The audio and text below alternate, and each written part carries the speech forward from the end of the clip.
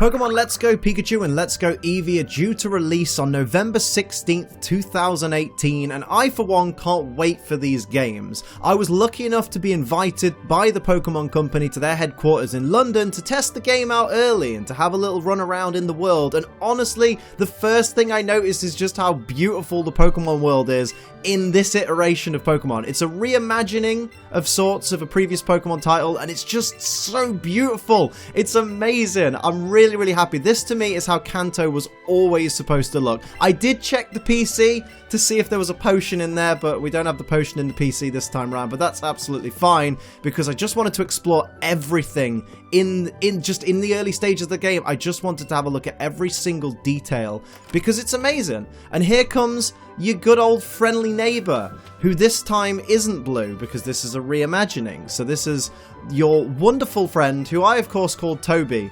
And then of course we get to see the beautiful cutscene. This is the best version of getting your partner Pokemon I think I've ever seen. It's just a beautiful little cutscene. There is a cutscene that was cut out before this that we weren't able to show you, but you'll see it in the game. It's just, oh, it's just so magical. It's a real, that's the best way I could put it, is it's a magical experience seeing Let's Go Pikachu and Let's Go Eevee. I mean, obviously I chose Let's Go Pikachu because I wanted to play around with the little Pikachu. And it's just, oh, it's so fantastic. I'm going to go through and show you some clips of me playing the game so you can get a feel for how everything looks. Of course I gave my Pikachu a nickname. I nicknamed it after my friend Lulu because of course I did.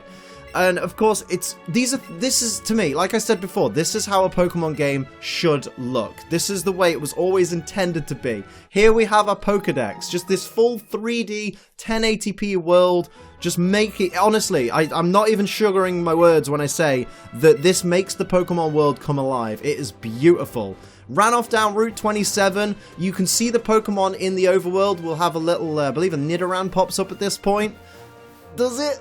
Yeah, there it is. There's your Nidoran. So I thought I'd show you a wild encounter. Of course, the wild encounters are just like Pokemon Go, in that you can use raspberries and peanut berries to give certain effects on catching the Pokemon or the experience you get with the Pokemon. So here I throw a raspberry, making the Nidoran easier to catch, and of course using the Pokeball Plus, which is what we used to throw the Pokeball, or normally you would use your Joy-Cons if you don't have the Pokeball Plus. It's really easy to use, and it's still a little bit tricky. Sometimes you don't always throw at the right time, so you don't always, it's not like a guaranteed catch every time. It's not a guaranteed hit on the Pokemon with the Pokeball. So it takes a little bit of getting used to this battle system, but it does turn out to be quite fun and quite rewarding when you get like an excellent throw and things like that. The Pokédex screen, of course, looks fantastic, so enjoy that. But this is an interesting thing. This is an interesting thing I noticed as well, is at the end of the battle, you don't get the option to change your nickname, but you can go into the party menu later, and at any point, you can change your Pokemon's nickname. And I thought that was really interesting. No more looking for the name rater later on because you misspelled a nickname for your Pokemon, or you fancied a change. You can just change your Pokemon's nicknames at any time. Here we've jumped into Viridian Forest, so I'm going to jump in and catch, I believe, a wild Caterpie in this section. So just again, showing you the catch mechanic, but I really wanted to make sure that I caught a Caterpie or a Weedle so that I could definitely evolve a Pokemon in my example playthrough that I'm doing here. So this should be nice and straightforward, catching Caterpie. Oh, he got it. Did I get it on the first try though? That's interesting. I have not watched this footage back very thoroughly, but we did get it on the first ball, which was brilliant. So this is just so that I could level up this Caterpie as quickly as possible because I wanted to give you guys an example of a Pokemon evolving. And here's the lovely Caterpie being added to the Pokedex. Putting it in the Pokemon bag, the Pokemon part of your bag that you, this is me getting the Caterpie out, because you have a Pokemon box in your bag now, replacing the PC. So now you can switch your party members in here, you can choose which 6 Pokemon are in your party. I swapped out a Rattata for Caterpie, because I was more likely to get a Caterpie to like level 10 and get Butterfree, I was hoping for at least. But there we go. This is the end of a battle with a Kakuna. So, well, I say battle, the wild encounter. So we caught the Kakuna. We got enough to level our Caterpie up to level 7, which means that we know we're going to get Metapod, so you'll be able to see how beautiful the evolution screen is. Once I've taught this Nidoran double kick, and this shows you the wonderful stat screen and also confirms that we do have special attack and attack separately. The special split is there, so they are separate stats. And here we go onto the evolution screen. There it is, and it's absolutely gorgeous. It is wonderful. I'm so I'm so amazed at just how beautiful this version of the Pokemon world is, and I'm really, really happy. This is part of what gets me so psyched for the game, is they've put so much attention to detail in it. There's the wonder that is Metapod. Absolutely beautiful. I thought I'd throw in Weedle evolving as well, because I think it happened at a very similar time. I think it was either the same encounter or the next encounter. So Weedle's going to evolve into Kakuna, so we've done both the Cocoon Pokemon there. And it's just... oh, the 3D models are absolutely amazing, and the sizing of the Pokemon, you'll see in a little bit, is just even better. Here's an example of a trainer battle, so we do get to use the proper turn-based system for our trainer battles, jumping straight in with a bug catcher. You see some Pokemon with that glow on there, that's some huge Pokemon, and there's also tiny Pokemon as well, various different sizes. So you're going to watch me take out this Metapod with my trusty Nidoran that I called Max, who I really wanted to get evolved to a Nidorino, but I just thought I'd go with Nidoran for quite a while for the battles and things, because I thought most people are going to be using their Pikachu or their Eevee, and I wanted to show Nidoran doing its stuff because it's a great Pokemon. It was interesting that this Metapod knew Tackle as well, because I'm pretty sure in the original games, as opposed to the reimagining, they only had Harden in these battles, which was a bit silly, really. But here we go. I wanted to use an array of moves as well, so I started off with Peck, but then I went for Poison Sting as well, just to see how it looked. And the animations for the moves are fantastic. They're really, really well done. And there you see Max leveling up, getting himself up to level 10. What a good lad. And of course, you get experience at the end of the battle as well, so your team is constantly leveling up. It's really, really fun, really rewarding. We're jumping straight to Pewter City, so I can show you a bit of the battle with Brock as well, so you can see me getting the Boulder Badge. It's really well done. Just the little cutscenes are adding so much to it. And all the models are fantastic. This is the best example of the size differences as well. Check out the size of Onix, right? Look how menacing and terrifying Onix looks in this game. It's so amazing. Like, this does feel like an intense battle because I'm using a tiny little Nidoran. Look how small Brock is in the background. Compared to his Onix, the sizing is absolutely incredible. You'll also notice in this battle that my Pikachu's wearing the sportswear item that we got quite early on. So I got the sportswear hat and I got the sportswear jacket, so he's actually wearing the same outfit as the trainer.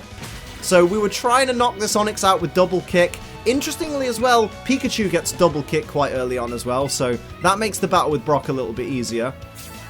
It's just wonderful. I mean, Brock, you do get asked at the start of the gym to show the guy at the start of the gym that you have a Pokemon that's super effective against Brock's Pokemon, but that's easy enough. You don't even have to use them in battle. Although, one thing I didn't realize in this battle is if you use Oddish, which is available early in the route, or if you use Bellsprout if you're playing Let's Go Eevee, Absorb, of course, will absolutely dominate Onix and Geodude because they're 4 times weak to Grass-type moves, so keep that in mind. It's definitely worth remembering. But my little Nidoran couldn't quite hack it, and I didn't want to keep, like, blasting potions over and over again. So I sent out my partner Pokemon, my buddy Lulu. She jumped in, looking sporty as can be. And then, of course, we jumped in with the double kick, because why not? Get that double kick going, bashing that Onix. In fact, this Pikachu was a lot stronger than I thought it would be as well, because watch it take a rock throw from this Onix. The Onix barely scratched the surface, and that's a level 12 Onix versus a level 11 Pikachu, and it didn't really hit that much. So here's a quick attack, taking down Onix, securing the Boulder Badge, and it just felt like such a more important battle. And there's even, you can see in the background, there's even people in the stands watching the gym battle. It's just such an immersive environment in this game. That's the thing that's like the main theme of this game for me, is immersion. I feel like I'm a part of the world, and that's what I wanted out of a Pokemon game. Here we see everybody leveling up, and of course Gavin wants to learn Quick Attack. I'm just keeping old moves because at this point I was actually running short on time because I'd spent so long exploring that I almost missed my chance to face Brock because I was running out of time. So I pretty much blitzed my way through to get to Brock. And there we go. We got ourselves a Boulder Badge, and I literally just want to play more of this game. I really can't wait. We got to try out the co-op mode as well, which was really fun. And the interesting thing is here, you pick a Pokemon to come out of its Pokeball. So in this instance, I chose Beedrill. That's how you get your Pokemon to follow you. So then out comes Beedrill. But also, when you're in co-op mode, you can choose a second Pokemon to come out of its Pokeball. So this is what we're doing here.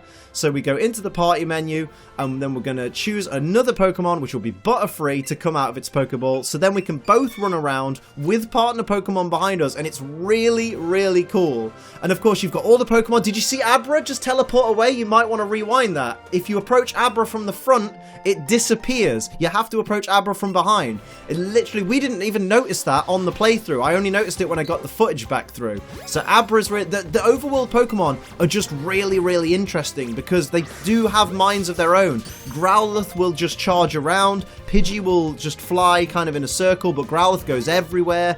There's Pokemon like Jigglypuff that will just toddle along, and things like Butterfree will run away from you. This is the synchronized capture, which is really, really cool. It increases the chance of you catching the Pokemon. You saw that we failed the first time with the catching the Pidgey. It broke out, but here, the synchronized capture managed to work, and it was really, really cool. Here's another battle with a trainer. This time, it's two of us, because we've got the partner person in with the co-op mode. So we have another trainer with us, so it's a 2-on-1 battle, which, okay, is a little bit one-sided, but it's still loads and loads of fun. It just allows you to have that little bit more of a co-op gameplay, and I really, really like that. So, of course, I'm controlling the Pikachu. My partner was controlling the Oddish, and it's loads of fun. I really, really recommend this game.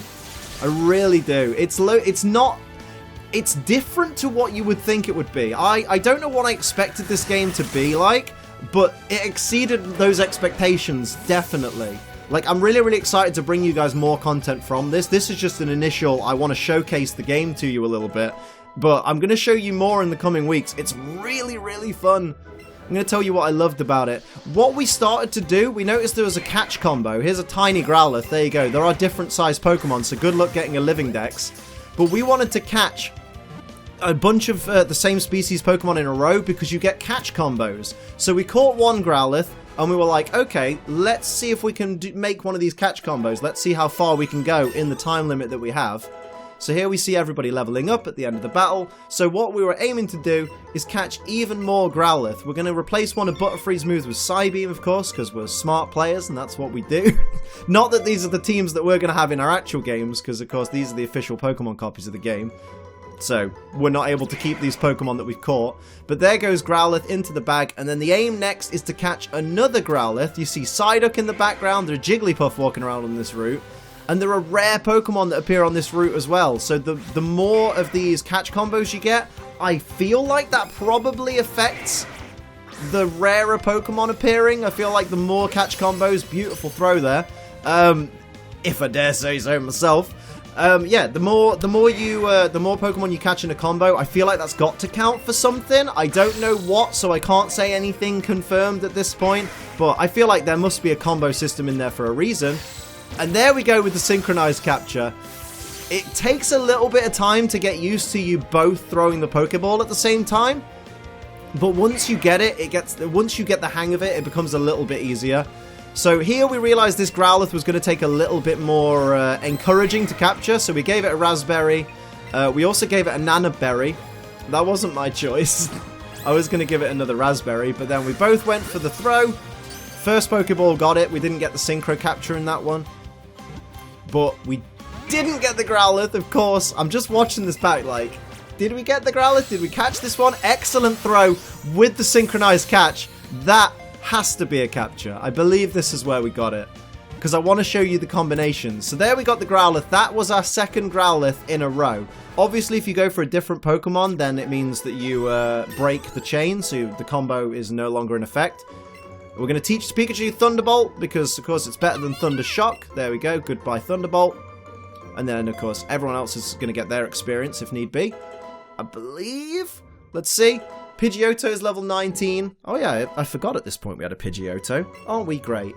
But I didn't teach Fury Attack to Beedrill because I just wanted to continue on trying to get this Growlithe combo. We got the Growlithe combo up to 5, and we wanted to see if anything rare would turn up. For us, it didn't. Unfortunately, there wasn't anything rarer that turned up. And just to finish off, I wanted to show you guys Oddish evolving. because of course Oddish evolves into Gloom, and I feel like I'm the only person that got footage of Oddish evolving into Gloom. So hopefully you enjoyed this little showcase of Pokemon Let's Go Pikachu and Let's Go Eevee, and I will bring you more content on this in the near future. Hit like if you enjoyed, and hit subscribe if you're new so you don't miss any of that content. But until next time, I'm Ace Trainer Liam, keep on training.